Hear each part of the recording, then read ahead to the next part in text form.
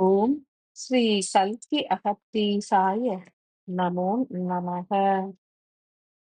108 தின ஆத்ம காயத்ரி சாதனாவினை ஏற்கும் அன்பு சீடர்களுக்கு ஸ்ரீ சந்திரசேகரர் வழங்கிய அருளுரை. ஓம் ஸ்ரீ சந்திரசேகரரே போற்றி போற்றி. அன்பினால் நிறைந்த மானுட ஆன்மாக்களுக்கு ஈசத்துளியாம் ஸ்ரீ சந்திரசேகரரின் ஆசிகள். விழிகளை பெற்றவர்கள் ஒளி பெற்றவர்கள் ஆவர். அகவிழியினை ஆழமாய் பெற்றவர்களே இறை அருளினை பெற்றவர்களாகின்றனர். சிவனாரின் ஓர் துளியான சிவ அம்சமான சந்திரசேகரர் எனும் ஆன்ம துளியினை குறித்து உணர வேண்டும். சந்திரனை சூடிய எம்பிரான் சந்திரசேகரனாகின்றார் எனில் சிவனாரின் ஒரு துளி என்பது எண்ணற்ற ரூபங்களிலும் ஆற்றல்களிலும் நிலைத்துள்ளது. சிவன் என்பது ஒவ்வொரு மனிதரின் ஆன்மாவாகவும் கருதப்படுகின்றது. ஆதி சிவனாராகவும் கருதப்படுகின்றது. புறத்தினில் சிவனாராகவும் அகத்தினில் ஆன்மத்துளியாகவும் திகழ்கின்ற ஒவ்வொரு ஆற்றல்கள் குறித்தும் அறிய வேண்டும். சந்திரசேகரன் எனும் ஆன்மத்துகள் சிவனாரின் ஓர் அம்சமாய் உருகொண்டுள்ளது. சந்திரன் என்கின்ற நிலவானது சூரியனின் ஒளியினையே உள்ளேற்று பிரதிபலிக்கின்றது. பூமியின் துணை கோளாக உருக்கொண்டுள்ள சந்திரன் ஆதிசிவனாரின் சிரசினை அலங்கரிப்பது குறித்து எண்ணற்ற விளக்கங்கள் உண்டு. எனினும் சந்திரரை சிரசினில் சூடிய சிவனார் என்பதன் பொருள் யாது எனில், தனித்த ஒளியற்ற சந்திரனை போன்ற ஒரு ஆன்ம துகளானது ஒளியற்று நிலைக்கின்றது என்றும், அதன் பொருட்டு மூல மைய ஆன்மக் கருவோடு தொடர்பு கொண்டு ஒளியினை பெறுகின்றது என்றே பொருள்படும். சந்திரசேகரன் எனும் ஆன்மத் துகளானது ஸ்ரீசக்கர தியானம் புரிபவர்களின் சிரசினில் இத்தருணத்தில் உருகத் துவங்கும். ஸ்ரீசக்கர தியானம் என்பது அதீத ஆற்றல்களை அருளக்கூடியது.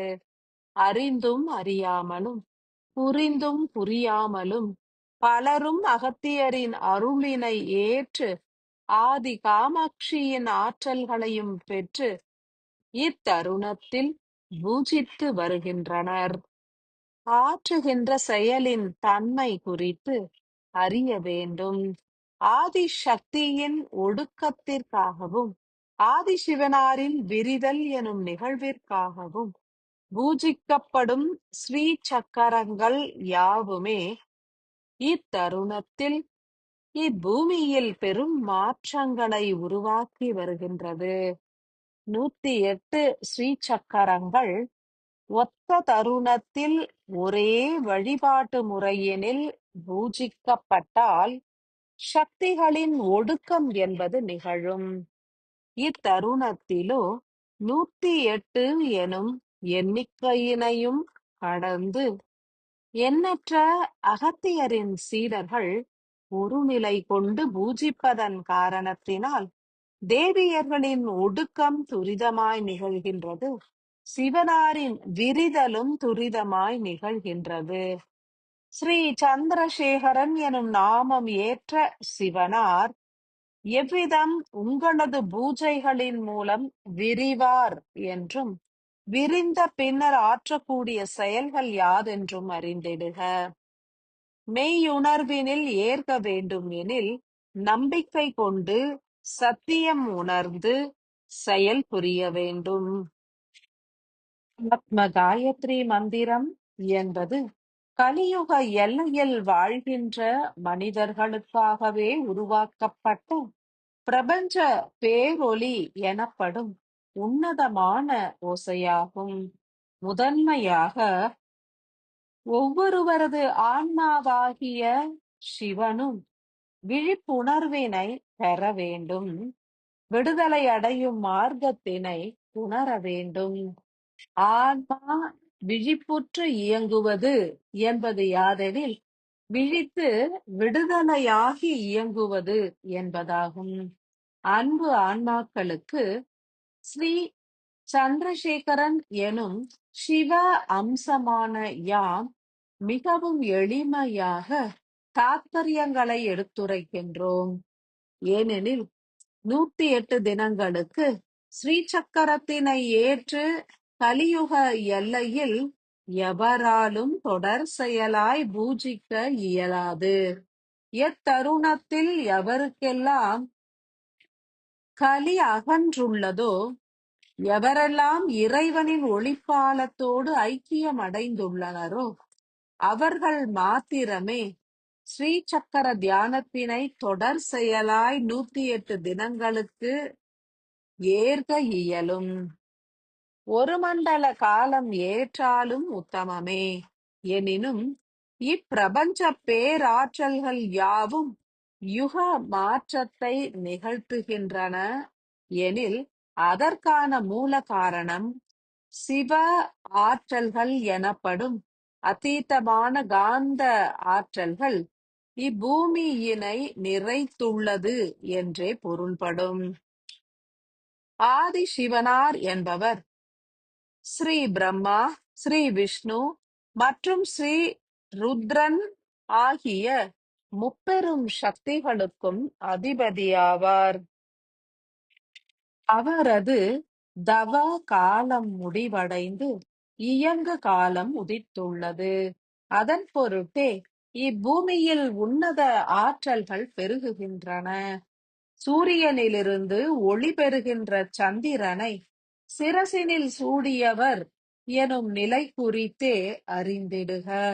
சிவனாரின் சிரசினில் நிலவு வீற்றுள்ளது எனில், சந்திரன் என்பது சூரியனின் ஒளியை பெறுகின்றது என்பதனை குறிக்கின்றது. சூரியனாகவே ஆதிசிவனார் நிலைத்துள்ளார் என்றும், அவரது ஒரு துளியான சந்திரனே அவரது ஆற்றல்களை பெற்று இயங்குகின்றது என்றுமே பொருள்படும். ஸ்ரீ சந்திரசேகரன் எனும் உங்களுடைய விடுதலை அடைந்த ஓர் சிவ துளியே இத்தருணத்தில் ஆதி சிவனார் எனும் சூரிய ஆற்றலை உள்ளேற்று உங்களது சிரசினில் இயங்கத் துவங்கிடும். ஆதி விளக்கு என்பது ஸ்ரீ சக்கரத்தின் துணை ஆற்றல்களாகும். சூரியனே ஆதி விளக்கு எனில், அதன் ஒளியினை ஏற்று இயங்குவதே ஸ்ரீசக்கரம் எனும் சந்திரனாகும். அனைத்து சக்திகளும் ஒடுங்குகின்றனர் எனில், அதற்கான மூல காரணம் சூரியனின் மாறுபட்ட இயக்கமாகும். சந்திரசேகரன் என்பது உங்களது ஆன்மாவின் விடுபட்ட ஓர் ஆத்மக்கரு என்றும், பூர்வ பிறவிகளில் சிறைப்பட்டு விடுபட்ட ஓர் துகள் என்றும் உணர வேண்டும். எவர் எல்லாம் தங்களுடைய அதிமுக்கிய ஆன்மத் துகள்களை விடுவித்து இறுதி பிறவியினை ஏற்றுள்ளனரோ, அவர்களே இத்தருணத்தில் ஸ்ரீசக்கர வழிபாடு ஏற்கின்றனர். எனில், சந்திரசேகரன் எனும் துகளானது சூரியனின் ஆற்றல்களை பெற்று வழங்கிடும் என்றே உணரலாம். ஒவ்வொருவரது ஆன்மாவிலும் எண்ணற்ற பாதரச கருப்பொருள் உண்டு. அதுவே சிவத்துளி என்றும் அழைக்கப்படுகின்றது. ஆன்மாவின் ஒரு கருத்துகளான ஸ்ரீ சந்திரசேகரன் எனும் நாமம் ஏற்ற பாதரசம் என்பது இத்தருணத்தில் உங்களது சிரசினில் உருகிக் கரைந்து செயல் புரியத் துவங்கும். ஒளியற்ற சந்திரன் எனும் ஒரு தன்மையினை சந்திரசேகர பாதரச துகள் பெற்றிருக்கும். எனினும் தன்னுள் நிறைந்த ஒளியினையும் ஏற்றிருக்கும். பாதரச துகள் என்பது ஒரு புறம் ஒளியற்ற சந்திரனை போன்று தனது தன்மையிலும் ஒளியற்ற ஒரு சிறு துகளினை ஏற்றிருக்கும். உங்களுடைய ஒரு ஆன்மத் துளி என்பது உயரிய ஆற்றல்களை பெற்றிருப்பினும் ஒரு பகுதியில் ஒளியற்ற நிலை உருவாகும் என்றும், எனினும் மூல ஒளியாற்றலை அவை ஏற்கும் என்றும் உணர வேண்டும். எமது தன்மை என்பது ஒளி குன்றிய இருள் சூழ்ந்த பகுதிகளுக்கு மூலத்தின் ஒளியினை ஏற்று அருள்வதாகவே அமையும். ஸ்ரீ சக்கர தியானங்களை மேற்கொண்டு ஆதி விளக்கு காயத்ரி மந்திரத்தினை ஒரு நாழிகை நேரத்திற்கு உரைக்கையில் உங்களது சிரசினில் ஒளி குன்றிய பகுதிகளுக்கு பயணித்து ஸ்ரீ சந்திரசேகர துகள் எனும் பாதரச ஆற்றலானது ஒளியினை பொழிந்திடும் செயலினை ஏற்றிடும். சந்திரசேகர துகளானது சிறைப்பட்டிருந்த தருணத்தில் அதனை விடுவிக்க உதவிய உயிர் சக்தி எனும் தேவியானவர் ஸ்ரீ உமையவளாவார்.